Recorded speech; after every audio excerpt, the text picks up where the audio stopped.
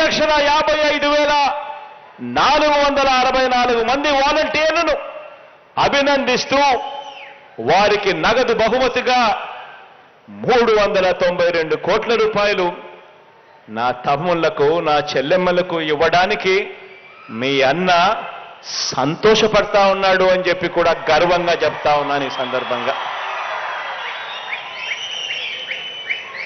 దేశ చరిత్రలో మరే రాష్ట్రంలో అయినా కూడా ఇలాంటి లంచాలు లేని వివక్ష లేని వ్యవస్థను ఎక్కడైనా మీరు చూశారా అని అడుగుతా ఉన్నాను.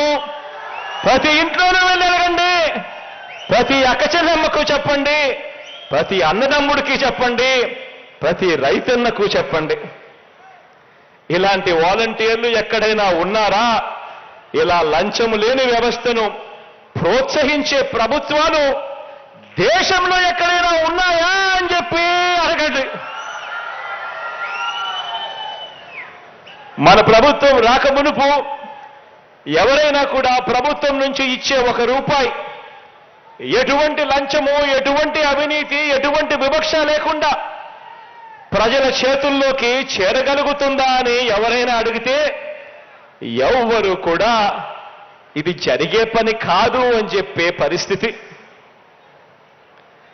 సమాధానం అటువంటి విధంగా సమాధానం వచ్చే పరిస్థితి నుంచి ఇవాళ మీ అన్న నేరుగా బటన్ నొక్కడం, నేరుగా నా అక్క చెల్లెమ్మల కుటుంబాల ఖాతాల్లోకి నేరుగా డబ్బులు వెళ్ళిపోవడం,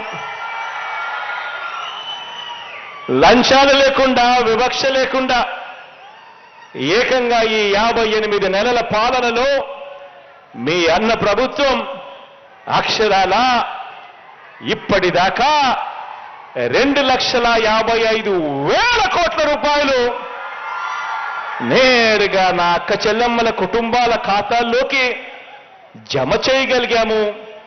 ఇది ఒక విప్లవం కాదా అని అడుగుతా ఉన్నాను ఈ సందర్భంగా.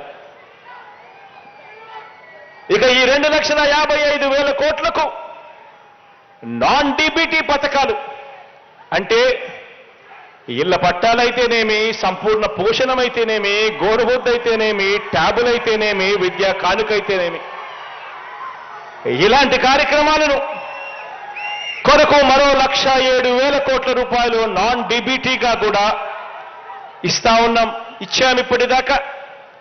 ఇక ఇంటి స్థలాలకు సంబంధించి వాటి మార్కెట్ విలువే తీసుకుంటే ఈ 1,07,000 కోట్ల రూపాయలు కాస్త 1,76,000 కోట్ల రూపాయలు కనీసం అంటే అవుతుంది.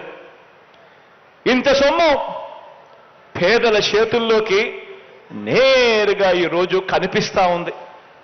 పేదల చేతుల్లోకి నేరుగా ఈ సొమ్మంతా కూడా కనిపిస్తా ఉంది. కాబట్టే కోవిడ్ లాంటి సంక్షోభాల్ని కూడా ఎదుర్కోగలిగాం.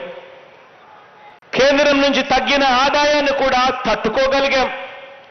ఓ లంచాలు లేని ఓ వ్యవస్థను మీ బిడ్డ ప్రభుత్వం తీసుకురాగలిగింది కాబట్టే ఇది జరుగుతా ఉంది అని చెప్పడానికి ఈ సందర్భంగా గర్వపడతా ఉన్నా.